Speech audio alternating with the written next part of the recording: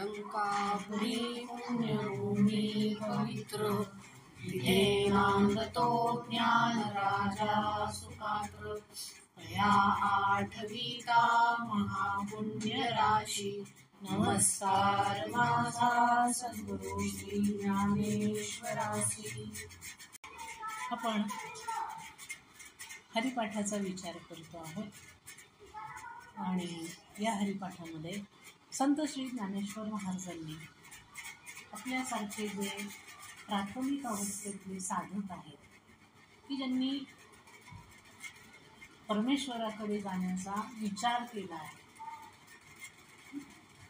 केला आणि कसं जायचं, काय करायचं, खूप मोठ्या साधना करणं, खूप मोठी तपस्या करणं आपल्यासारख्यांना शक्य होत नाही, कारण आपल्याला संसारही सांभाळायचा आहे, बाकीचे सगळे व्यापही सांभाळायचे आहेत आणि त्याबरोबर परमेश्वरालाही साध्य करायचं आहे। आता परमेश्वर म्हणजे काय ते आपण मागच्या वेळेला पण बघितलं की परमात्मा परमेश्वर याचा अर्थ असा आहे की आपल्याच हृदयामध्ये असणारं जे आत्मतत्व आहे त्यालाच त्यांनी परमेश्वर म्हणतात। परमेश्वर, कारण परमेश्वर याचा अर्थ असा की ते पर ईश्वर आहे। पर याचा अर्थ जे सगळ्यांच्या परे आहे, सगळ्यांपेक्षा श्रेष्ठ आहे असं जे तत्व आहे तेच श्री विठ्ठलाच्या रूपात आहे, तेच श्रीरामांच्या रूपात आहे, तेच श्रीकृष्णांच्या रूपात आहे, तेच भगवतीच्या रूपात आहे, तेच तत्व आपल्या आतमध्ये आत्म्याच्या स्वरूपात आहे। आणि मुळात हा आत्मा कसा आहे तर मागच्या वेळेला आपण बघितलं तो निर्गुण निराकार आहे। निर्गुण निराकार आहे हे त्याचं मूळ स्वरूप आहे, पण निर्गुण निराकाराची साधना सर्वसामान्य माणसांना होत नाही। त्याच्याकरता त्याला एक आकार हवा की जिथे त्याचं मन शांत होतं, की जसं आता आपण रामरक्षा म्हटलं, रामरक्षा म्हटल्याबरोबर भगवान श्रीराम आणि भगवती सीतामातेचं स्वरूप, चित्र, मूर्ती आपल्या मनामध्ये काही काळ येते आणि आपलं मन त्या ठिकाणी स्थिर व्हायला लागतं। म्हणजे हे अपेक्षित आहे। हनुमंताचं स्मरण करताना हनुमंताची मूर्ती आपल्या समोर येणं अपेक्षित आहे। म्हणजे काय होतं की त्यावेळेला त्या ठिकाणी जे सगुण साकार मूर्ती आहे त्या मूर्तीच्या ठिकाणी आपलं मन स्थिर व्हायला लागतं। एकदा मन स्थिर व्हायला लागलं की मग त्याच्याबरोबर बुद्धीही तिथे स्थिर व्हायला लागते। बुद्धी स्थिर व्हायला लागली की चित्तही स्थिर व्हायला लागतं। मन, बुद्धी, चित्त आणि अहंकार याला आत्मचतुष्टय म्हणतात। आपले जे संपूर्ण शारीरिक क्रिया चालतात, भावभावना असतात, विचार असतात, संकल्प विकल्प असतात, हे सगळे चौघजण मिळून चालत असतात, मन, बुद्धी, चित्त आणि अहंकार। मग आपलं मन परमेश्वराच्या ठिकाणी लागलं पाहिजे। सगळं येतं ते मनाशी येतं, मन लागलं पाहिजे। विचार सुद्धा आपण भगवंताचा केला पाहिजे। ज्यावेळेला आपण स्तोत्र म्हणतो, मंत्र म्हणतो, पूजा करतो, ध्यानधारणा करतो, साधना करतो, जप करतो, त्यावेळेला नियम असा आहे की बाहेरच्या विश्वाचं, संसाराचं स्मरण होता कामा नये। स्मरण नको, मग तिथे फक्त भगवंताचं स्मरण हवं। गुरूंची प्रार्थना करताना फक्त गुरूंचं स्मरण हवं। रामांची प्रार्थना करताना, रामरक्षा म्हणताना फक्त रामांचं स्मरण हवं। अशी सवय हळूहळू हळूहळू आपण ज्या वेळेला आपल्या मनाला लावतो त्यावेळेला मन त्या ठिकाणी स्थिर व्हायला लागतं। मन तिथे स्थिर होतं याचा अर्थ काय होतो की मन संसारापासून बाजूला होतं। दोन्ही गोष्टी घडतात ना। एका ठिकाणी मन स्थिर झालं, संसारात मन स्थिर झालं की परमेश्वराच्या ठिकाणी मन लागत, आणि परमेश्वराच्या ठिकाणी आपण मन लावण्याचा प्रयत्न केला की काही काळ आपलं मन संसारापासून लांब जातं। मग आपल्याला घरातलं, दारातलं, कोणाचं काय काही आठवत नाही। आता आपण इथे बसलेलो असतो, सत्संग चालतो, तोपर्यंत आपल्याला काही आठवत नाही। सत्संग संपला की लगेच आपलं लक्ष घराकडे जातं। घरात काय चाललंय, काय नाही, मुलं असतील, बाळ असतील, घरातली मंडळी असतील, लगेच आपलं व्यवधान सुरू होतं, हो ना। तर या ज्या सगळ्या गोष्टी आहेत या सर्वसामान्य माणसांना शिकवण्याकरता म्हणून संत श्री ज्ञानेश्वर महाराजांनी मोठे मोठे ग्रंथ लिहिले। ज्ञानेश्वरी चांगदेव पासष्टी हे तत्वज्ञानाचे ग्रंथ आहे. पण सर्वसामान्य माणूस भगवंताकडे जाण्याकरता मोठं मोठं तत्वज्ञान त्याला सुरुवातीला झेपत नाही. मग त्याला काय करायचं तर त्याला छोटे छोटे घास द्यायचे.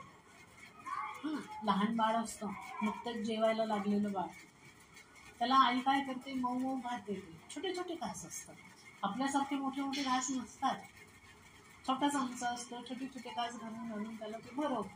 मग त्याला सवय झाल्यानंतर हळूहळू त्या घासाचं प्रमाण वाढतं, इंटेक वाढायला लागतं. सुरुवातीला एवढासा भात, नंतर आणखी जास्त, नंतर पोळी द्यायला सुरुवात होते. स्टेप बाय स्टेप जावं लागतं. तसंच तत्वज्ञानाचं जे आहे भगवंतापर्यंत आपल्याला सगळ्या जीवमात्रांना न्यायचं आहे. हा ज्ञानेश्वर महाराजांचा संकल्प आहे की जे मला मिळालं ते सगळ्यांना मिळावं, सगळ्यांना मी परमेश्वरापर्यंत घेऊन जावं. मग सगळ्यांना न्यायचं तर सगळ्यांची परिस्थिती धारणा एकसारखी नाही. मग कुठेतरी एका प्लॅटफॉर्मवरनं आपल्याला कामाला सुरुवात केली पाहिजे. मग तो एक प्लॅटफॉर्म काय आहे की जो सगळ्यांना समजेल, सगळ्यांना झेपेल, सगळ्यांना भावेल, सगळ्यांना सहजपणे करता येईल, ते म्हणजे भगवंताचं नामस्मरण. नामस्मरण कोणालाही करता येतं, केव्हाही करता येतं, हो ना. त्याच्यामध्ये कुठल्या अडचणी नसतात, फार काही अवघड नसतं. त्याच्यासाठी फार काही तंत्रमंत्र करायची गरज. बसल्या बसल्या परमेश्वराचं स्मरण केलं, भगवंताचं स्वरूप ध्यान केलं, भगवंताचं जे आवडेल ते नाम घेतलं की हळूहळू हळूहळू मन तिथे रमायला लागतं. मन तिथे रमायला लागलं की मन संसारापासून दूर जाईल. आणि मग हा कालावधी भगवंताच्या तिथे रमण्याचा कालावधी जसा जसा जसा जसा वाढत जातो तसं तसं भगवंत आणि भक्त म्हणूया की जो भगवंताच्या जवळ जाण्याचा प्रयत्न करतो त्यांच्यामध्ये एक नातं निर्माण व्हायला लागतं. सहजच जसं आपण शेजारी पाजारी कुठे नवीन राहायला गेलो की सुरुवातीला ओळख नसते, पहिल्यांदा तोंड ओळख होते, मग नावाने आपण ओळखतो की तुम्ही का शेजारी, मग नंतर कुठे काम करता, काय काम करता, मग मुलं किती, घरात कोण कोण आहे, घरातलं वातावरण कसं आहे, एक संबंध तयार होतो. मग जाता येता आपण हाय हॅलो करतो, हसतो, बोलतो, सुखदुःख वाटून घेतो, रिलेशन तयार झालं. सेम तसंच असतं. मग एकदा नामस्मरण करायला लागलो, एकदा त्याच्या जवळ जायला लागलो की भगवंताचं आणि आपलं एक छान असं रिलेशन तयार झालं. आणि हे रिलेशन कुणालाही निर्माण करता येतं, हा विश्वास त्यांनी या हरिपाठाने निर्माण केला. हरिपाठ हा सर्वसामान्य सगळ्यांसाठी त्यांनी दिले. इव्हन अध्यात्माची ज्यांना सुरुवात करायची, की ज्यांना साधना करायची, ध्यानधारणा करायची, समाधी अवस्था प्राप्त करायची आहे, त्या प्रत्येक साधकांनी सुरुवात ही हरिपाठापासून करावी. आधी हरिपाठ काय आहे हे समजून घ्या. नामस्मरण कसं करावं, नामस्मरण हे किती श्रेष्ठ आहे, कुठपर्यंत साधकाला घेऊन जातं, हे सगळं हरिपाठामध्ये अतिशय सोप्या भाषेमध्ये संत श्री ज्ञानेश्वर महाराजांनी. आणि म्हणून आपण हरिपाठ निवडलेला आहे. आपण सगळे साधक आहोत, आपल्याला भगवान श्रीरामांपर्यंत जायचं, त्यांच्या स्वरूपाचं सर्वांग सुंदर, जसं आपण आता रामरक्षा म्हटली, रामरक्षेमध्ये भगवंताचं अतिशय सुंदर वर्णन केलेलं आहे. त्यांचं शरीर वर्णन आहे, त्यांच्या पराक्रमाचं वर्णन आहे, त्यांच्या रघुकुलाचं वर्णन आहे. भगवंत म्हणून, भक्त आणि भगवंत या रिलेशन मधले भगवंत म्हणून त्यांचं वर्णन आहे. मग त्यांच्या त्या ह्या सगळ्या स्वरूपांपैकी एका तरी स्वरूपाचं दर्शन, जाणीव, अनुभूती आपल्याला घ्यायची आहे. ओके, जसं गोंदवलेकर महाराजांनी ती अनुभूती घेतली, स्वामी माधवनाथ महाराजांनी त्यांच्या अनुभूती घेतली, आपण त्यांना समोर काय ठेवलंय, त्यांच्या पावलावर पाऊल टाकून, त्यांना प्रमाण मानून, त्यांना आदर्श म्हणून आपण त्यांच्या साक्षीने भगवंतापर्यंत जायचं. गुरु साक्षी असतात ना, म्हणून तरी साक्षी ठेवावं लागतं, आणि तेच आपल्याला तिथपर्यंत नेण्याचा जाण्याचा मार्ग सुकर करणार आहे. मग त्यांनी आपल्याला मार्ग काढण्यात आला की तुम्ही एक काम करा, पहिल्यांदा हरिपाठ समजून घ्या. हरिपाठ जेवढा समजून घ्याल त्याचं चिंतन कराल आणि त्याप्रमाणे नामस्मरण करायला लागाल तर तुमचा प्रत्येकाचा अध्यात्मापर्यंत जाण्याचा मार्ग प्रशस्त झाल्याशिवाय राहणार नाही. हा विश्वास आहे ज्ञानेश्वर. ओके. आणि म्हणून आपण हरिपाठाला सुरुवात केली होती. आपले 3 श्लोक हरिपाठाचे झाले होते. आज आपण 4था श्लोक पाहूया. 4थ्या श्लोकामध्ये ज्ञानेश्वर महाराज म्हणतात, भावे विन भक्ती, भक्ती विन मुक्ती, बळे विन शक्ती बोलो नाही. कैसेनी दैवत प्रसन्न त्वरित, उगा राहे निवांत शिणसी वाया. सायासे करीसी प्रपंच दिननिशी, हरिसी न भजेसी कोण्या गुणे. ज्ञानदेव म्हणे हरिजप करणे, तुटेल धरणे प्रपंचाचे. काय सांगतायत या श्लोकामध्ये? फार सुंदर, म्हणजे आपण जी प्रस्तावना केली त्या प्रस्तावनेला धरूनच हा श्लोक आहे. ज्ञानेश्वर महाराज म्हणतात, भावे विण भक्ती, भक्ती विण मुक्ती बोलून. भक्ती करायची ना आपल्याला भगवंताची, श्रीरामांची भक्ती करायची आहे, स्वामी समर्थांची भक्ती करायची आहे, गोंदवलेकर महाराजांची भक्ती करायची आहे. मग भक्तीसाठी महत्वाची गोष्ट कोणती लागते? तर मनामध्ये भाव असावा लागतो. भाव असावा. कोणता भाव? आपलेपणाचा. भक्त आणि भगवंत हे भक्तीने जोडले जातात. केव्हा जोडले जातात? ज्या वेळेला भक्ताच्या मनामध्ये भगवंताविषयी आपलेपणा निर्माण होतो की तो माझा आहे, मी त्याचा आहे. सगळ्यात महत्वाचा भाव आहे हा. या एका भावावरती सगळे संत उभे आहेत बघा. कुठल्याही संतांचं चरित्र तुम्ही काढून पहा, एकच भाव आहे, श्रीकृष्ण माझे आहे आणि मी श्रीकृष्णाचे आहे. मीराबाई आपल्याला सांगते. नामदेव महाराज काय म्हणतात? मी विठ्ठलाचा आहे, विठ्ठल माझा. अगदी लहानपणापासून त्यांना तो विश्वास आहे की विठ्ठल माझा आहे, माझं विठ्ठल ऐकतो, माझ्याबरोबर चालतो, माझ्याबरोबर हसतो, माझ्याबरोबर गातो, सगळं काही माझ्याबरोबर करतो तो विठ्ठल. म्हणजे जसं आपल्या कुटुंबामध्ये व्यक्ती असतात आणि आपलं प्रत्येक कुटुंबातल्या व्यक्तीशी एक बॉन्डिंग असतं, एक नातं असतं, एक आपलेपणा असतो, तसा आपलेपणा पहिल्यांदा आपल्याला भगवंताविषयी मनामध्ये निर्माण करावा लागतो. आपण काय करतो? भगवंत आणि आपण खूप असं अंतर ठेवतो त्यांच्यामध्ये. भगवंताच्या ठिकाणी मी माझ्या ठिकाणी. भगवंतांनी मला निर्माण केलंय. आपण अचानक आलो का या सृष्टीमध्ये? कुणीतरी आपल्याला निर्माण केलंय. आपल्याला या सृष्टीचा अनुभव घेण्याकरता भगवंतांनी या सृष्टीमध्ये पाठवलंय. आज आपण आजूबाजूच्या लोकांबरोबर राहतो, काम करतो, आपले चांगले संबंध आपण ठेवतो. हे काय ठेवतो? भगवंताची इच्छा आहे. एकमेकांकडनं वेगवेगळ्या गोष्टी आपण शिकतो. प्रत्येकाकडनं काहीतरी शिकण्यासारखं असतं. प्रत्येकामध्ये गुण आहेत, प्रत्येकामध्ये दोष आहेत. तर भगवंतांनी आपल्याला जगण्याची, मानव म्हणून जगण्याची संधी दिली आहे. ती संधी देत असताना एक रिलेशन लगेच आपण जन्माला आल्यानंतर आपलं सुरू होतं. ज्या आईच्या पोटातून जन्माला येतं बाळ, ते बाळ त्या आईला चेहऱ्याने कधी ओळखत असतो का? ती माझी आई आहे. तर मी आईचा चेहरा 9 महिने बघितलेला नसतो. त्या आईने बाळाचा चेहरा बघितलेला नसतो. ते बाळ बाहेर आल्यानंतर आईचा स्पर्श त्याला बरोबर जाणतो. का? कारण त्या स्पर्शामध्ये आपलेपण आहे. वडिलांचा स्पर्श त्या मुलाला सांगावं लागतं, हे तुझे बाबा आहे, हे तुझे बाबा आहे, हे तुझे बाबा आहे. नाही सांगावं लागत. कसं काय येतं तो आपलेपण? म्हणजे आपलेपणाची जी भावना आहे ती माणसामध्ये निसर्गतःच असते. आणि म्हणून माणूस काय करतो? विविध प्रकारचे नातेसंबंध निर्माण करतो, जगतो, शेवटपर्यंत ते व्यवस्थित ठेवण्याचा प्रयत्न करतो. मग आपण वेगवेगळ्या लोकांशी नातेसंबंध जोडतो. मग भगवंताशी नातेसंबंध काही जोडू शकतो? बरं, भगवंताशी जे नातं आपल्याला जोडायचं आहे ते आपण किती वेगवेगळ्या प्रकाराने जोडू शकतो.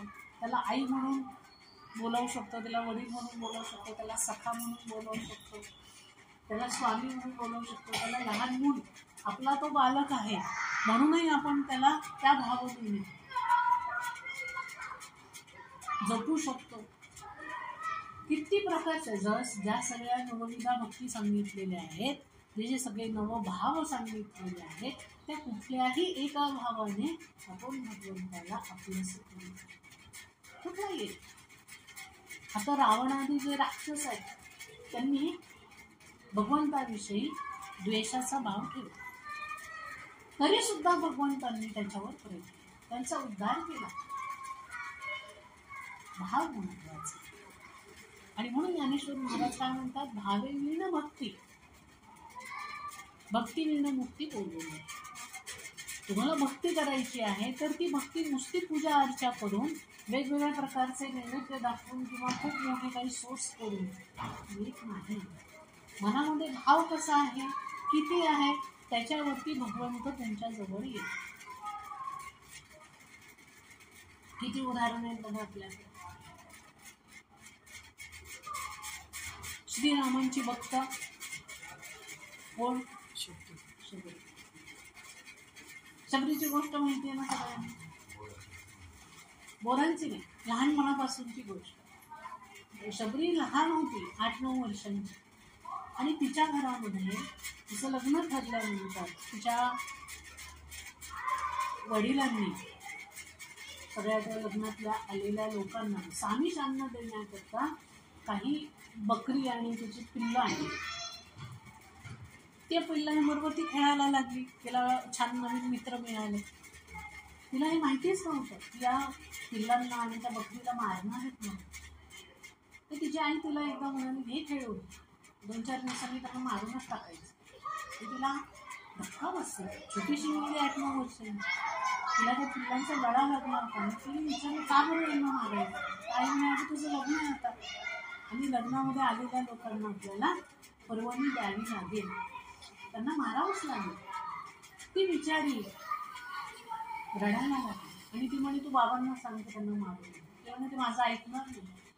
मग त्या छोट्याशा पिल्लांचा जीव वाचवण्याकरता ती 8-9 वर्षांची मुलगी घरातून पळून गेली. रात्रीच्या वेळी किती पळाली ती, अखंड 4 महिने ती पळत होती घरापासून, की आपण परत आईवडिलांच्या ताब्यात जाऊ नये. आपण आईवडिलांच्या हातात सापडलो तर त्या पिल्लांना ते मारून टाकते, अशी तिची भावना होती. त्या पिल्लांचा जीव वाचावा म्हणून ती निघून गेली आणि मग एका आश्रमाच्या जवळ येऊन थांबली. त्या आश्रमामध्ये तिला आश्रय मिळाला आणि त्या आश्रमामध्ये मग मतंग ऋषींचा आश्रम केला. मतंग ऋषींजवळ ती राहिली. अनेक लोक तिथे राहत होते, त्यांच्याबरोबर ती राहिली. 5-6 वर्ष झाल्यानंतर मतंग ऋषी समाधी करता म्हणून हिमालयात निघून गेले. निघून जाताना सगळ्या लोकांनी त्यांनी निरोप दिला. सगळे लोक निघून गेले तिथून आश्रम सोडून.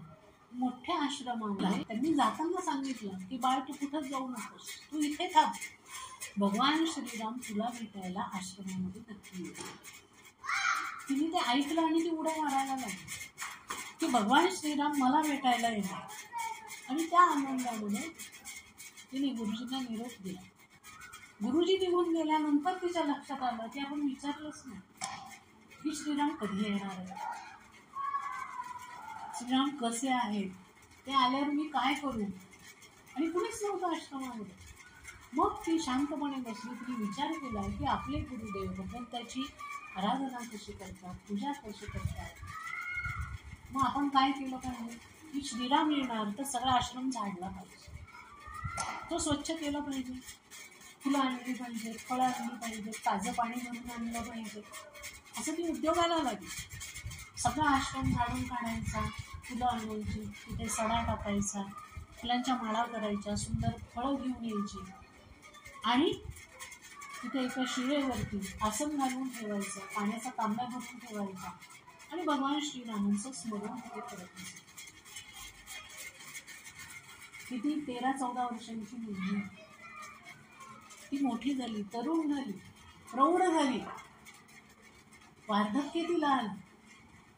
आता इतकं वार्धक्य आलं की तिला उठून उभं राहता येईल, केव्हा शरीर पडेल अशी अवस्था आली तिची. पण तरी तिच्या मनातला भाव श्रीरामांविषयी कमी झाला नाही. उलट दिवसेंदिवस तिच्या मनातला भाव वाढत होता की आज नाही आले श्रीराम, उद्या नक्की येईल. आणि मग ती बसल्या बसल्या श्रीराम कसे असतील बरं, श्रीराम कसे असतील असा विचार करायला लागली. तो विचार करत असताना भगवान श्रीरामांची मूर्ती तिच्या हृदयामध्ये निर्माण झाली की श्रीराम सावळे असतील, हातामध्ये धनुष्यबाण असेल, डोक्यावरती जटा बांधलेले असते, गळ्यामध्ये फुलांच्या माळा त्यांनी घातलेल्या असतील, अतिशय सुंदर साजिरं गोजिरं रूप श्रीरामांचं असेल असा भाव तिने मनामध्ये केला. तिने कुठेही श्रीरामांचं चित्र बघितलं नव्हतं, कोणाकडनंही तिने श्रीरामांविषयी ऐकलं पण नव्हतं. आणि श्रीराम त्यावेळेला वनवासाला निघाले. आणि ज्या दिवशी ते श्रीराम तिथे आले, आश्रमात आले, तिने लांबून बघितलं. तिला सांगावं लागलं नाही श्रीरामांना आय एम श्रीराम. ती बसलेली होती, तिने बघितलं भगवंत आले, बरोबर कशी बशी काठीला धरून उभी राहिली आणि त्यांच्या जवळ गेली. घळाघळा त्याच्या डोळ्यातनं अश्रू आले. श्रीरामांचा हात तिने आपल्या हातात धरला आणि ती त्यांना तिने बसवलं, त्यांची पाद्यपूजा केली, त्यांना फळं खाल्ली. या सगळ्या गोष्टीमध्ये काय दिसतं की तिचा भाव महत्वाचा. श्रीराम माझे आहेत, ते माझ्याकरता नक्की येणार. तिने जे रूप मनामध्ये तिचं निर्माण झालं होतं, कल्पना करताना, विचार करताना, त्याच रूपात भगवंत तिच्यासोबत. हा एक प्लस पॉईंट आपल्यासाठी सगळ्यांसाठी आहे. मनामध्ये आपण जे रूप धरू ते रूप धरून भगवंत भेटल्याशिवाय राहत. फक्त मनामध्ये भाव असला पाहिजे की भगवंत माझे आहे, मी भगवंताचा आहे. जसं कुटुंबात आपण म्हणतो ना, आई माझी आहे, वडील माझे आहे, भाऊ माझा आहे, ओळख करून देताना सुद्धा ही मुलं माझी आहेत आपण म्हणतो, माझी आहे, हे सगळं माझं आहे, घर माझं आहे, घरातली प्रत्येक वस्तू माझी आहे. अटॅचमेंट आहे तिथं.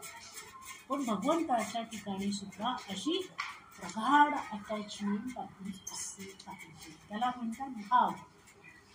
तो भाव ज्या वेळेला निर्माण होतो त्यावेळेला त्या भावाची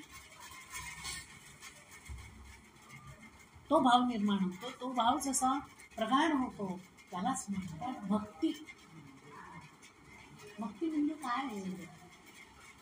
भक्ती जे ज्याला भक्ती भक्ती म्हणतात, तो भाव जो आहे तो भाव जसा परिपक्व होत जातो त्याला म्हणतात भक्ती. म्हणून ज्ञानेश्वर महाराज म्हणतात भावे वीण मुक्ती, भक्ती वीण मुक्ती बोलून. जर मनामध्ये भावच नसेल तर आम्ही श्रीरामांचे फार मोठे भक्त आहोत, आम्ही मग असं करतो, आम्ही तसं करतो, आम्ही त्यांना सोन्याचा हार, हिऱ्याचा हार वाहिला आणि इतके किलो सोनं वाहिलं. अरे ठीक आहे, पण भाव आहे का मनामध्ये? मनात राम आहे का? नुसते तुम्ही तुमचं ऐश्वर दाखवण्याकरता, तुमची दानत दाखवण्याकरता लोक देतात ना, इतक्या किलोचं सोनं दिलं, इतक्या किलोचं चांदी दिली, मुकुट दिला, अंक झालं, अंक झालं. मनामध्ये भक्ती किती आहे? भगवंतांना सोनं, नाणं, हिरे, माणिक त्यांची कमी नाही आहे. सगळ्या सृष्टीचे निर्माते आहेत ते. जे काही सोनं चांदी जे काय आहे ते त्यांनीच निर्माण केलेलं आहे. सगळी सृष्टी त्यांनी निर्माण केली. त्यांना या गोष्टींची आवश्यकता नसते, गरजही नसते. त्यांना आवश्यकता कशाची आहे? भक्ताच्या ठिकाणी असणाऱ्या भावनेची, भावाची, प्रेमाची. भगवंत केवळ आणि केवळ प्रेमाने बांधला जातो. बाकी तो कुठल्याही गोष्टीने बांधला जात नाही.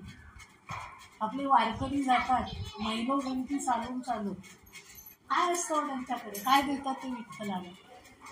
फक्त भाव, फक्त प्रेम. विठ्ठल, श्रीकृष्ण, श्रीराम हे भावाचे भुकेले आहे. त्यांना तुमचा पैसा नको, अडका नको, मान नको, सन्मान नको, लाखो रुपयाचे दागदागिने नको. तुम्ही फक्त प्रेमाने भगवंताकडे पहा. असं वाटलं पाहिजे की किती वर्ष झाले मी तुला भेटले तर तुलाही माझी आठवण आली. आपण म्हणतो ना आपले नातेवाईक किंवा मित्रमैत्रिणी खूप वर्षांनी भेटले तर आतला भाव आपला जागृत होतो, एक तळमळ मनामध्ये निर्माण होते. तशी तळमळ भगवंताला बघितल्यानंतर आपल्या मनामध्ये निर्माण झाली. अरे काय रे, किती वर्ष झाले तुझं दर्शन नाही, कधी वाटतं का आपल्याला असं? तिथेच आमची भक्ती कमी पडते, भाव कमी पडतात. आम्ही देवापुढे सगळं ठेवतो, सागर संगीतात मी सगळं करतो, मन ठेवत नाही. मन मात्र इकडे तिकडे सगळीकडे आहे. ज्ञानेश्वर महाराज आपल्याला इथे सांगतायत की बाकीचं सगळं सोडा, परमेश्वराला सगळं देण्यापेक्षा फक्त त्याला भावनेने जवळ करा. त्याच्याविषयी आपुलकीचा भाव, आत्मीयतेचा भाव, आपलेपणाचा भाव, नातेसंबंधांचा भाव निर्माण करा आणि तो जास्तीत जास्त कसा फुलेल ते पहा. जसं आईने बाळाला जन्माला घातल्यानंतर तिचं सगळं विश्व ते बाळ होऊन जातं, तिला दुसरं काही सुचत नाही. लग्न झालेली मुलगी असेल तिचं सगळं विश्व, तिचा नवरा आणि तिचं जे काय असेल तेवढंच होऊन जातं, बरोबर आहे की? बाकी तुला काही सुचत नाही. नवीन नोकरी लागलेला मुलगा बघा, नोकरी डोक्यामध्ये फक्त ऑफिस, नोकरी, काम, अंक, बाकी त्याला काही सुचत नाही. तसं भगवंताच्या बाबतीत जाणवतं. भगवंताच्या मनामध्ये भगवंताविषयी इतका भाव मनामध्ये आला पाहिजे की भगवंताविषयी दुसरं काही सुचता कामा नये. उठता बसता भगवंताचं स्मरण झालं पाहिजे. भगवंत माझ्याकडे पाहतो आहे, भगवंत माझ्याकडे पाहून हसतोय, भगवंत माझ्यावर नाराज झालाय, भगवंत माझ्याशी बोलत नाहीये, हे भाव तर आम्हाला कधीच येत नाही. कारण आमचं सगळं काम मेकॅनिकली चाललेलं असतं. पूजा सुद्धा आम्ही करतो, भावनेने करतो का? कधी त्या भगवंताशी बोलतो का? अरे बाबा काय उघडा आहे, तुला गरम नाही होत का? आपल्याला होतं ना गरम, मग भगवंताला पण गरम होतच असणार आहे. सगळे आपण उपचार देतो तर कधी त्याला चंदन लावतो का? कधी त्याला सुंदर फुलांच्या आपल्या मोगऱ्याच्या फुलांमध्ये बसवतो का? अरे बाबा बाहेर फार गरमी आहे, तुला आज चंदन तेवढ्याकरता लावलंय, तुला घाम येऊ नये म्हणून. आपल्या देवांना कधी घाम येत नाही, आपल्या देवांच्या डोळ्यात कधी अश्रू येत नाही. पण गोंदवलेकर महाराजांच्या देवांच्या डोळ्यात अश्रू येत होते. बालाजी, तिरुपती बालाजी, त्यांना घाम येतो. माहिती आहे तुम्हाला? घाम येतो त्यांना, आपल्याला घाम फुटतो तसा घाम येतो त्यांना. बघा जरा काढून, युट्यूबवर सुद्धा माहिती सापडते. सजीव आहेत ते, प्रतिक्रिया देतात. आपण जसं त्यांच्याशी कनेक्ट होऊ त्या पद्धतीने त्यांच्या प्रतिक्रिया देतात. गोंदवलेकर महाराजांच्या सुद्धा श्रीरामांच्या ज्या मूर्ती आहेत गोंदवल्याला, 2दा श्रीरामांच्या मूर्ती रडल्या महाराजांकरता, डोळ्यातून अश्रू आहे. का बरं? पण महाराजांनी श्रीराम इतके एकरूप झाले होते की श्रीरामांना महाराजांविषयी करण्याचंच नाही. महाराज म्हटले मी जरा जाऊन येतो तीर्थयात्रेला, मूर्ती रडायला लागली. महाराज आले, त्यांनी डोळे पुसले रुमालाने, म्हणे मी नाही जात, नका जायची. मूर्ती हसायला लागली. याला म्हणतात भाव. मी जर तुमच्यापासून दूर गेलो तर मलाही करमणार नाही, असं आपण देवांना कधी म्हणतो का? आपलं लक्ष पण नसतं बाहेर जाताना देवांकडे. जाताना आपण सांगून जातो का देवांना? बाहेर जाताना, सर्व्हिसला जाताना, रोज आपण इथे कुठे बाहेर जातो, सांगतो का? सांगायचं. आता मी सुद्धा येते ना, कुठेही मी बाहेर जाताना देवाला नमस्कार करते, मी येते ना, आज माझं व्याख्यान, तुम्हीच बुद्धी द्या, तुम्हीच वाणी द्या, तुम्हीच सगळं काही करणार आहे, तुम्हीच दिलेलं आहे, ते आणखीन चांगल्या लोकांपर्यंत जाईल असं म्हणायचं. मी येते, आपण जाईपर्यंत ते वाट बघतात. जसं आपण घरात, आता माझे आई वडील आहेत घरात, त्यांना सांगून येते मी येते बरं का, माझा कार्यक्रम आहे. मग ते विचारतात किती वाजता येणार? नाही, मग 6 वाजता 6:30 पर्यंत येते मी घरी. ते 6:30 नंतर वाट बघायला लागतात. तसं देव सुद्धा वाट बघतात. मी मंदिरात जात असाल तिथे सुंदर मंदिर, रोज मंदिरात गेलात, नमस्कार केलात, विठोबाला विचारलं काय मग कसं म्हणताय, काय चाललंय, रुक्मिणीला मातेला विचारलं आई कशी आहेस, काय आहेस, चौकशी करा ना तिची. प्रतिसाद देता. नमस्कार करून सांगितलं मी येतो बरं का उद्या, ते उद्या वाट बघतात. देव सुद्धा वाट बघतात भक्तांची. त्यांना सुद्धा करमत नाही, त्यांना आहे कोण दुसरं भक्तांशिवाय. खरे भक्त परमेश्वराला हवे असतात, जे भावनेने त्यांच्याशी एकरूप होण्याचा प्रयत्न करतात. आणि ही जी भावना आहे, ही भावना जशी जशी परिपक्व होत जाते त्यालाच भक्ती म्हणते. भक्ती वेगळं काही नाही, अत्यंतिक प्रेम, प्रेमाची भावना, आपलेपणाची भावना म्हणजेच भक्ती. भक्ती वेगळं दुसरं काही रसायन नाही. मग ही भक्ती जी आहे ती कशी करायची, तर नामस्मरणाने करा, रूपस्मरणाने करा, पूजा अर्चा करताना वंदन भक्ती करा. परमेश्वराचं हे जे कोण आपला आराध्य दैवत असेल त्याचं सातत्याने स्मरण करा, रूपस्मरण करा. बस बाकी काही करू नये, नाम घ्या, बाकी काही करू नका. एक काहीतरी त्यांना कनेक्ट होण्याकरता एक काहीतरी साधन करा. असं तसं झालं की मग काय होतं, ती भक्ती वाढायला लागते. जर भक्ती असेल, आधी पहिल्यांदा परमेश्वराविषयी आदर, आत्मीयता, भक्ती, प्रेम निर्माण व्हावं लागतं. भक्ती निर्माण झाली की मग मुक्तीचा मार्ग खुला होतो. आता मुक्ती म्हणजे काय, मुक्ती म्हणजे साधू संन्यासी व्हायचं आहे का, अजिबात नाही. मुक्ती याचा अर्थ काय की आपण सातत्याने जिथे जिथे अटॅच असतो, कुठे कुठे अटॅच आहोत आपण, आपल्या नातेसंबंधांमध्ये, आपल्या संसारामध्ये, संसारातल्या गोष्टींमध्ये, धन धान्य, पैसा, अडका, बँक बॅलन्स, घरदार, गाडी वगैरे वगैरे वगैरे. माझ्या गाडीला कोणी हात लावलं की मला आवडेल, मी कोणाकडे माझी किल्ली देत नाही. हे काय झालं, अटॅचमेंट झालं. अशा अनेक अटॅचमेंट असतात ना आपल्या संसारामध्ये. ह्या सगळ्या अटॅचमेंटमधून हळूहळू आपलं मन बाजूला जाणं आणि परमेश्वराच्या ठिकाणी जास्तीत जास्त अटॅचमेंट, संसाराशी डिअटॅचमेंट होणं आणि परमेश्वराशी अटॅचमेंट, त्याला म्हणतात मुक्ती. मग मुक्तीचे जे काही 4 प्रकार सांगितलेले आहेत ते आपण मागे एकदा बघितले.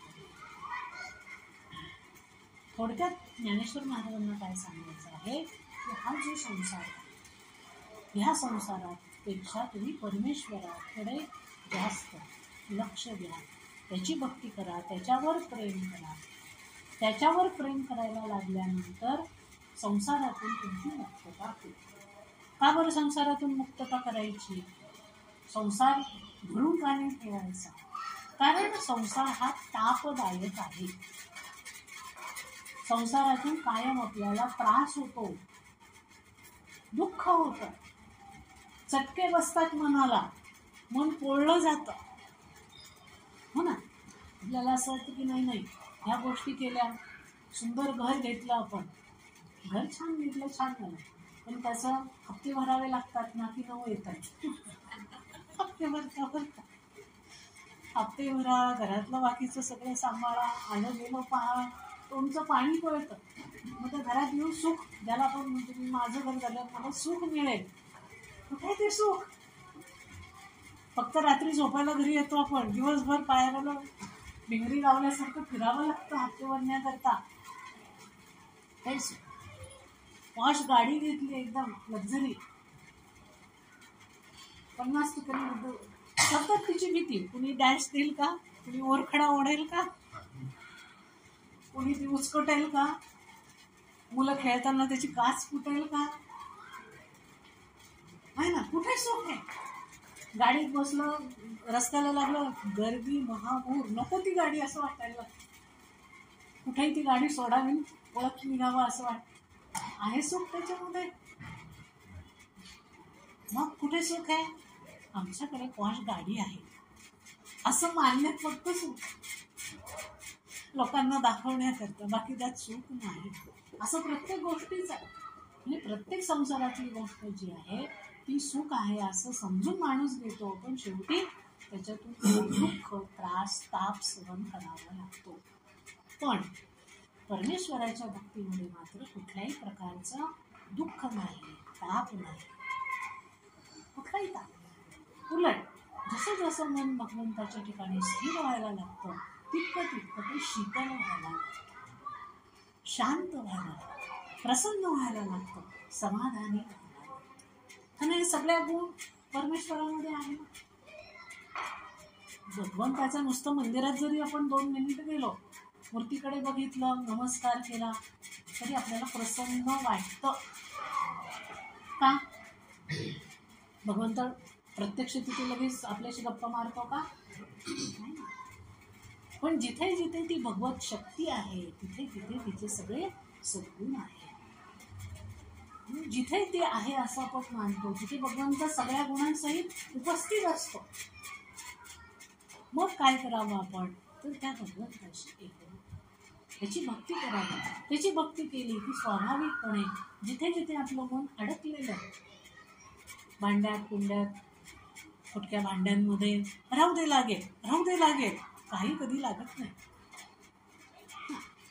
ते सगळ्यातनं मन निवृत्त होतं. आणि मग काय होतं?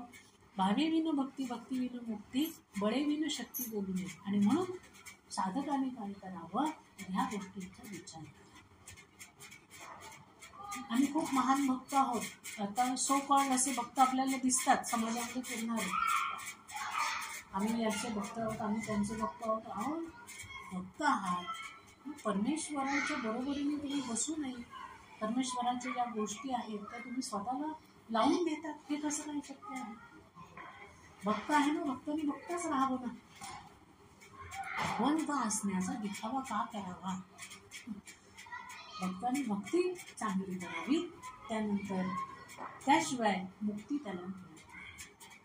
आम्ही मुक्त आहोत, आम्हाला काहीच कशाचीच गरज नाही, आम्ही हे करत नाही, आम्ही ते करत नाही. मनातून सगळ्या गोष्टी हव्या असतात. ठीक आहे, चांगलं आसन हवं असतं, चांगल्या गाड्या हव्या असतात, चांगली व्यवस्था हवी असते.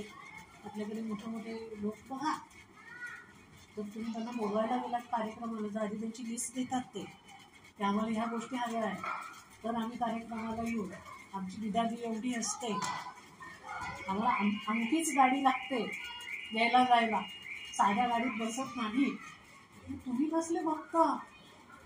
सगळा बाजार आहे हा. भक्त कोण होऊन गेले? भक्त आपले संत होऊन गेले, ज्यांनी कोणाकडनंही काहीही घेतलं नाही, काहीच घेतलं नाही. संत श्री ज्ञानेश्वर महाराज, तुकाराम महाराज, समर्थ रामदास स्वामी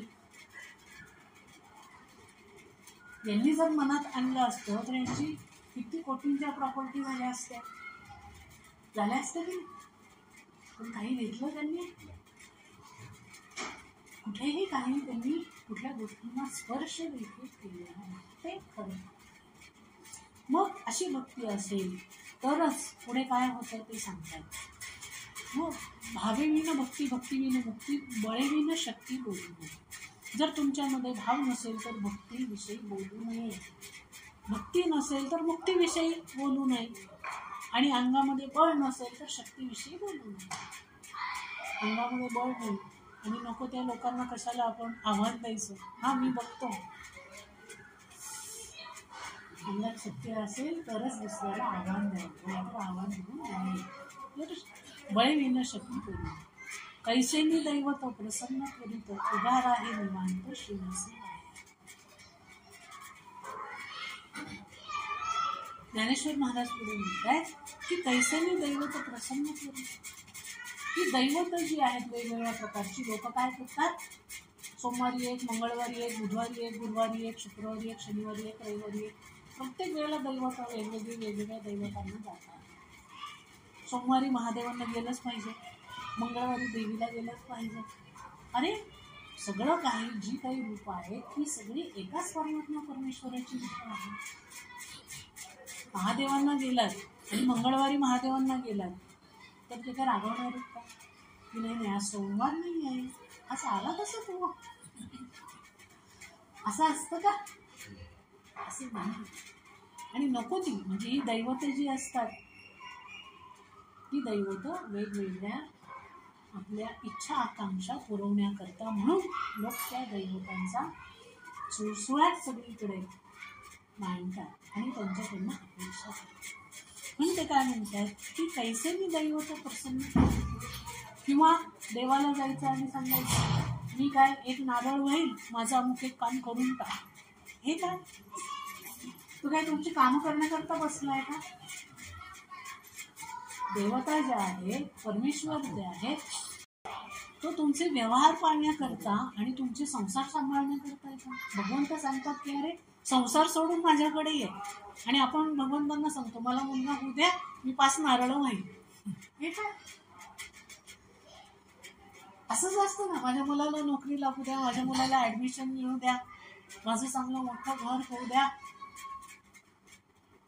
आता तर माझ्या कानावर आलं बरीचशी लोक अशी आहेत जे स्वतःला स्वामींचे काय निरोप समजतात. स्वामी आम्हाला रोज सकाळी निरोप देतात दरबार भरवतात आणि तुमचं काय काम आहे यांचं काय काम आहे. अरे स्वामींनी कधीच अशी कधी उद्योग केले नाही तुम्ही का त्यांच्या नावावर हे उद्योग करता. स्वामी संत आहेत सत्पुरुष आहेत. ते जीवांना सर्वसामान्य जे जीव संसारामध्ये अडकलेले आहेत त्या जीवांना परमेश्वराकडे जाण्याचा मार्ग दाखवत आहेत. भक्तीचा मार्ग दाखवत आहेत ज्ञानाचा मार्ग दाखवत आहेत योगाचा मार्ग दाखवत आहेत. आणि आपण मात्र त्यांच्या नावावरती नको नको ते सगळे उद्योग करतो. हेच त्यांना म्हणायचं आहे की कैसेनी दैवत प्रसन्न त्वरित. मग हे ज्या देवता आहेत त्या लगेच तुम्हाला कशा प्रसन्न होतात. 5 नारळ दिली अभिषेक घातला काय मी 2 पावसात पेढे ठेवतो माझं एवढं काम करून टाका असे प्रसन्न होतात का. असं काही नाही. आपल्या मनाचा भाव असतो माणसाला कुठेतरी एक आधार लागतो आणि म्हणून त्या आधारापोटी तो या सगळ्या गोष्टी करत असतो. मूळ संकल्पना भक्तीची अशी नाही. भक्तीमध्ये देवाणघेवाण कशाची आहे फक्त प्रेमाची देवाणघेवाण. भगवंताला प्रेम हवंय आणि जो कोणी भगवंतावर प्रेम करतो त्याच्यावरती भगवंत नितांत प्रेम करतात. ते त्यांना सोडत नाही. मग त्याचा सगळा भार स्वतः वाहतात. सगळा भार त्याचं खाणं पिणं त्याचा संसार त्याची मुलं बाळ त्याची जे काय असेल ते सगळं भगवंत स्वतः. आपल्याला भगवंतांना सांगायची गरज पडत नाही. जरा बघा माझ्या मुलाचं ऍडमिशन होत नाही. जे होणार आहे ते होणार आहे त्यांच्याकडे होईल. नाही झालं मग काय भगवंताचं माझ्याकडे लक्षच नाही असं म्हणून चालेल. तुमचं प्रारब्ध कर्म देखील त्याच्यामध्ये आहे त्याचा आपण विचार केला पाहिजे.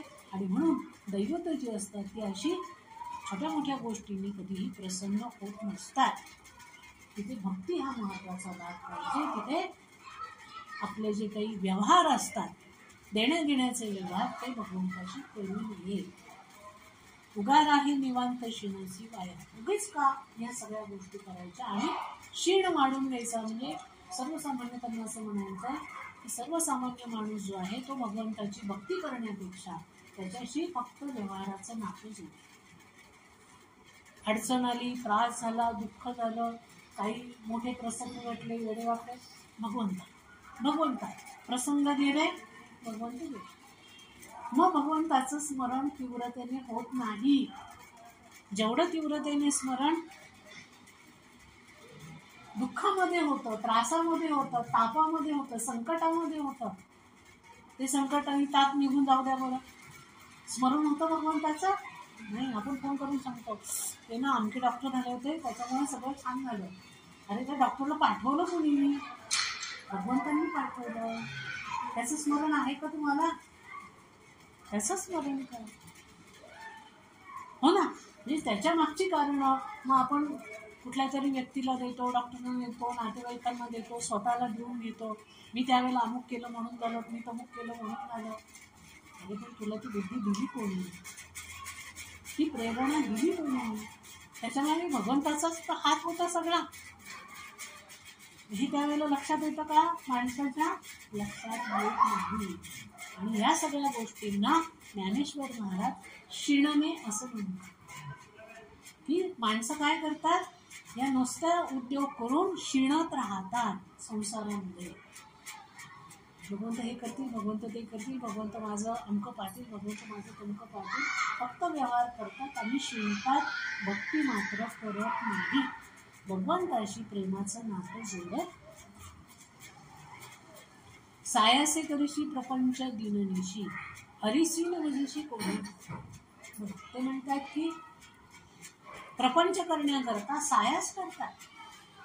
प्रपंच सुरू झाला की माणूस काय करतो, प्रयत्न करतो, थकतो, सारखा उद्योग करत राहतो. का तर प्रपंच नीटनेटका व्हावा करतो ना प्रत्येक जण.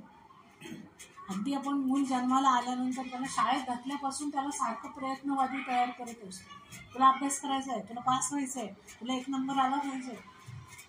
मग ती मुलं शिकली, मग तू आता नोकरी केली पाहिजे, तू धंदा केला पाहिजे, धंदा झाला, लग्न झालं पाहिजे, मुलं बाळ झाली पाहिजे, घरदार झालं पाहिजे, गाडी बंगला आलं पाहिजे. याला ते काय म्हणतात, शिणणं म्हणतात. हा सगळा प्रपंच करण्याकरता माणूस काय करतो, सातत्याने प्रयत्न करतो. सायासे कृषी प्रपंच दिननिशी. दररोज उठून संसारी माणूस आपला प्रपंच चांगला व्हावा म्हणून प्रयत्नशील असतो. करतो की नाही प्रयत्न. घर चांगलं असावं, छान रंगोटी केलेली असावी, घरामध्ये फर्निचर असावं, घरामध्ये सगळ्या गोष्टी असाव्या, अद्ययावत सगळ्या सुविधा असाव्यात, चांगला मोठा TV असावा, मोबाईल असावा. ते करण्याकरता पैसे असावे, पैसे मिळवण्याकरता नोकरी करावी, धंदा करावा. दिवसभरातले 12 तास 13 तास जाऊन बसलं पाहिजे, काम केलं पाहिजे. हे नेटाने माणूस करतो की नाही. कशासाठी करतो, प्रपंचाशी करतो, प्रपंचासाठी करतो. पण हरीशी न भजसी कोण्या गुणी. एवढं सगळं तो करतो, पण हरीला मात्र म्हणजे भगवंताला मात्र तो भजत नाही. भजत नाही म्हणजे त्याचं भजन करत नाही, त्याचं स्मरण करत नाही. केलं स्मरण दिवसभरामध्ये तो किती वेळ, आडला 1-2-4 मिनिट पूजा होईपर्यंत. त्यातही मोबाईलकडे लक्ष असतं, कोणाचं फोन आहे, सगळं लक्ष बाहेरच. किती वाजले, अरे वा 10 मिनिटं, औरा पटपट पूजा, औरा पटपट पूजा. हां, मुंबईमध्ये तर लोक आपण आंघोळीला जाताना देव घेऊन जातात, असं ऐकलंय मी. स्वतः आंघोळ करतात, देवाला नळा खाली धरतात, पुसतात, चल. भगवंतासाठी, परमेश्वरासाठी, आराध्य दैवतासाठी आपण वेळ देत नाही, त्याच्याशी बोलत नाही, काय म्हणतोय ते ऐकण्याचा प्रयत्न करत नाही, त्याच्याशी नातेसंबंध जोपासण्याचा प्रयत्न करत नाही. रोज सकाळी त्याला हाय हॅलो करा बरं. तुम्ही गुजरातमध्ये गेलात का कधी. गुजरातमध्ये श्रीकृष्णांची भक्ती खूप मोठ्या प्रमाणात आणि तिथे ना बालकृष्णाचा प्रत्येक घरामध्ये छोटासा पाळणा असतो. आपल्याकडे ती चैत्र बसवतात ना आता पाळण्यात, तसा छोटासा पाळणा असतो श्रीकृष्णाचा, लाकडी असतो किंवा धातूचा असतो आणि त्यात बाळ श्रीकृष्ण असतो रंगणात आपल्या. आणि त्याचे दिवसभरात उपचार सगळे केले जातात. म्हणजे सकाळी उठली ती घरातली जी स्त्री उठली की ती काय करते, त्या पाळण्यावरती छान असं वस्त्र घातलेलं असतं, ते वस्त्र काढते आणि श्रीकृष्णाला उठवते छान आवाजामध्ये. म्हणजे गाणं विणं नाही म्हणत, पण म्हणते की हे बालकृष्ण उठा बरं, आता सकाळ झाली, चला आता आपल्याला चहा घ्यायचा बरं का. ती लगेच त्याला उठून त्या पाळण्यात बसवते. मग स्वतः जाते, दात बीत घासते, चहा करून आणते आणि त्याचे एवढेसे कप आणि मुलांचे खेळण्यातले असतात तसं कपामध्ये चहा वगैरे ती त्याला देते, बिस्किटं ठेवते तिथे, तुम्ही चहा घ्या. आणि मग नंतर त्याची आंघोळ, मग कपडे बदलणं, मग सगळा साज शृंगार करणं, मग नाश्ताचं देणं. मग ते झाल्यानंतर तिचं बाकीचं सगळं आवरल्यावर जेवण झाल्यानंतर मग आता उन्हाळ्याचे दिवस आहे, चंदन वगैरे लावणार, मोगऱ्याच्या फुलांमध्ये त्यांना ठेवणार. मग दुपारची झोप, आपण घेतो ना विश्रांती, तसं श्रीकृष्णाला पण दुपारी झोप होते. मग संध्याकाळचा चहा, मग संध्याकाळचा साज शृंगार वेगळा करतात, मग रात्रीची आरती करतात, रात्रीचा साज शृंगार वेगळा. असं दिवसभरामध्ये ना त्या श्रीकृष्णाचं, लहान मुलाला कसं आपण करतो ना सेम सगळं करतात, त्याची भक्ती करतात. इतकं गोड असतं ना ते. आणि काही बायका मग ते गाणे म्हणत राहतात, भजनं म्हणत राहतात संध्याकाळच्या वेळेला. अप्रतिम चाललेलं असतं. म्हणजे दिवसभर ते त्या श्रीकृष्णामध्ये रंगलेलं असतं. आपलं कसं एकदा सकाळी आंघोळ झाली, पूजा झाली, दुसऱ्या दिवशीच किंवा संध्याकाळी त्या कोणी दिवा लावत असेल, हल्ली तेही प्रमाण कमी आहे, फक्त ट्यूब लावायची, दिवा वगैरे लावायचा नाही, तेवढे पुरतं आपण काय देवाजवळ येत असू तेवढंच, नंतर ते दुसऱ्या दिवशी. तसं तिथे नाही, तिथे दिवसभर असे उपचार केले जातात. म्हणजे त्या श्रीकृष्णाशी दिवसभर त्या बायका ज्या आहेत घरातल्या स्त्रिया, आणि पुरुष कामाला जातात, मग स्त्रियाच हे सगळे उपचार करतात. ते दिवसभर त्या भावनेमध्ये असतात. मग त्याला कधी कान्हा म्हणतात, कधी लाला म्हणतात, कधी श्रीकृष्ण म्हणतात, अशा वेगवेगळ्या नावांनी हाका मारतात. बाहेर जायचं असेल तर दार लावून जातात, मग सांगतात मी जरा बाहेर जाऊन सामान घेऊन येते, बाहेर जाऊन दूध घेऊन येते, थांब बरं का, घाबरू नको, मी आलेच लगेच. इतकं गोड चाललेलं असतं ते, खूप सुंदर. तर अशी भक्ती. आता एवढं सगळं आपण केलं तर लोक वेडं म्हणतील कदाचित, कारण आपल्याला लोकांचं जास्त पडलेलं असतं. लोक काय म्हणतात, तर त्यांना असं म्हणायचं आहे की भगवान ज्ञानेश्वर महाराज म्हणतात की प्रपंच चांगला व्हावा म्हणून, प्रपंच नीटनेटका व्हावा म्हणून प्रतिदिन प्रत्येक क्षणाला माणूस त्याचा ध्यास घेऊन पळत असतो. ध्यास असतो त्याच्यामुळे, हे झालं पाहिजे, ते झालं पाहिजे, वर्ष ठरलेली असतात, इतक्या वर्षात इतकं झालं पाहिजे, हो ना. मग भगवंताविषयी असा ध्यास असतो का? आपण असं म्हणतो का की इतक्या दिवसात मी भगवंताचं स्वरूप दर्शन घेणारच, त्याच्यासाठी मी प्रयत्न करणारच, तितका मी त्याच्याशी कनेक्ट होणारच, किंवा आज दिवसभरात मला कामं सगळी धरू ना, आपल्याला कामं सोडायची, कामं सगळी करून वेळ किती मिळतो, बराचसा वेळ मिळतो, जो आता आपण मोबाईलमध्ये घालतो. 10 मिनिटं गेली, 15 मिनिटं गेली, अर्धा तास गेला, 1 तास गेला, टोटल दिवसभरात म्हटलं आपण मोबाईल बघायचा 2-3 तास तर आरामात उठतात. ते 2-3 तास बघण्याची वेळ याच्यातून काहीच मिळत नाही, उलट आपले पैसे जातात आणि डोक्याचं बजं होतं ते वेगळंच, काही कळत नाही, ताप येतो डोक्याला. पण तेच भगवंताचं स्मरण केलं तर भगवंत हळूहळू आपल्या जवळ येईल. जितका सायास आपण प्रपंच करण्याकरता करतो, प्रपंच नीटनेटका करण्याकरता करतो, तितकाच सायास, तितकेच कष्ट आपण भगवंतासाठी घेत नाही, असं ज्ञानेश्वर महाराज म्हणतात. सायासे करिशी प्रपंच दिननिशी, हरिशी न भजिसी कोण्या गुणे, ज्ञानदैव म्हणे हरिजप करणे, तुटेल धरणे प्रपंचाचा. आणि म्हणून ज्ञानेश्वर महाराज सगळ्यांना सांगतायत की हरिजप करणे, तुटेल धरणे. काय करा, भगवंताच्या नामाचं स्मरण जप हळूहळू सुरू करा. काय होईल, जसं जसं जप आपण करायला लागू, सुरुवातीला जप आपण म्हणतो की मी हे काम करताना पूर्ण वेळ जप करणार, काम करायला सुरुवात केली, जप करायला सुरुवात केली, मध्येच कुठेतरी लक्ष निघून जातं, जप निघून जातं. काही वेळेला लक्षात येतं अरे काम संपलं पण जप काही झाला. मग जेव्हा केव्हा आपल्याला असं वाटतं की अरे आपण चुकलोय, लक्षात नाही राहिलं, परत जप करायला सुरुवात करावी. पुन्हा काही वेळेला मन इकडे तिकडे जाईल, पुन्हा मनाला धरून आणावं, पुन्हा आपण स्मरण करून जप करावं. असं करत करत करत करत आपल्याला जप सातत्याने करण्याची सवय लागते. मग ती सवय ज्या वेळेला दृढ व्हायला लागते, पक्की व्हायला लागते, तसं तसं काय होतं, ज्ञानेश्वर महाराज म्हणतात तुटेल धरणे प्रपंचाचे. धरणे म्हणजे आपण प्रपंचाला जे धरून ठेवलेलं आहे, माझा प्रपंच, खरं तर प्रपंच आपला आहे का? काल मी सुगंधावली टाकली, त्याच्यामध्ये माझा तो मेन विचार असा होता की ही सृष्टी भगवंत निर्माण करतो, प्रतिक्षण तो सृष्टी निर्माण करतो, सृष्टीमध्ये सगळे जीव तयार करतो, माणसंही तयार करतो.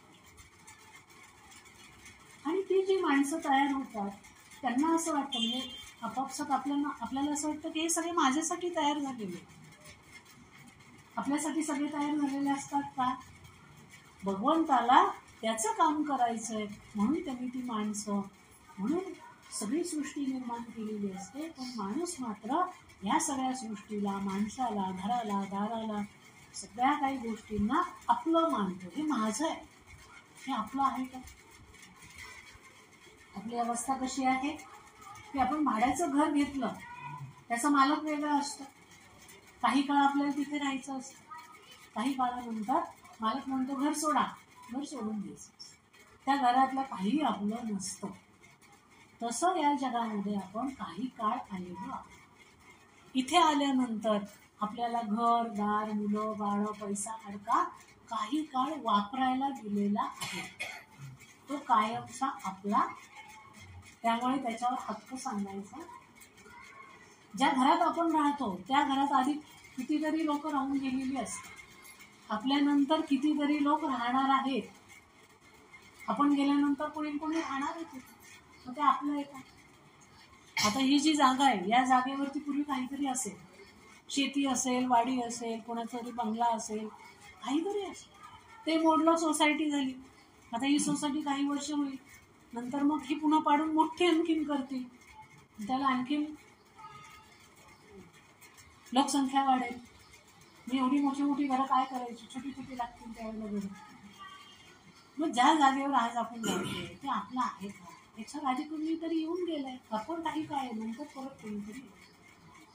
अशा भावनेने जर आपण सगळ्या गोष्टींकडे बघत गेलो तर संसाराविषयी, प्रपंचाविषयी आपल्या मनामध्ये आसक्ती राहत नाही. मला वापरायला दिलेली वस्तू आहे, ही माझी वस्तू नाही. वापरा, तुम्ही आलात खुर्चीवर बसा, काम झालं निघा. खुर्ची माझी आहे का? मग कशाचा अहंकार करायचा? शरीर सुद्धा वापरायला दिलंय, शरीर पण वापरायला दिलंय की नाही आपल्याला? कायमचं दिलंय का? कोणालाच दिलं नाही. एक दिवस ते सोडून जायचंय, त्यामुळे शरीर सुद्धा आपलं, शरीरच आपलं नाही तर बाकीचं काय आपलं? काही आपलं. अशा भावनेने ज्या वेळेला, अशी भावना ठेवून परमेश्वराच्या ठिकाणी एकाग्र होऊन त्याचं नामस्मरण ज्या वेळेला आपण करू, त्यावेळेला प्रपंचापासून आपण विरक्त होऊ, आसक्ती आपली कमी होईल आणि भगवंताच्या ठिकाणी भक्ती, प्रेम, आपुलकी निर्माण होईल. आणि ती अशा पद्धतीने करावी असं ज्ञानेश्वर महाराज आपल्याला या 4थ्या श्लोकातून, अभंगातून सांगतात. भावे विण भक्ती, भक्ती विण मुक्ती, बळे विण शक्ती बोलू नये. कैसेनी दैवत प्रसन्न त्वरित, उगार आहे निवांत शिवसी वाया. सायासे कैसी प्रपंच दिननिशी, हरिशी न भजसी कोण्या गुणे. ज्ञानदेव बने हरी जप करणे, तुटेल धरणे प्रपंचाचे. भक्ती असल्याशिवाय माणसाला प्रपंचातून तो बाहेर पडत नाही. भगवंताची भक्ती करावी, भगवंतावर प्रेम करावं, भगवंताला आपलं म्हणावं. हळूहळू भगवंत आपल्याला प्रपंचातून मुक्त करत जातो. हे एका वाक्यामध्ये याचे सार आपल्याला सांगतात. या ठिकाणी आपण थांबूया, पुढच्या वेळेला पुढचा श्लोक. ठीक आहे. ज्ञानेश्वर महाराज की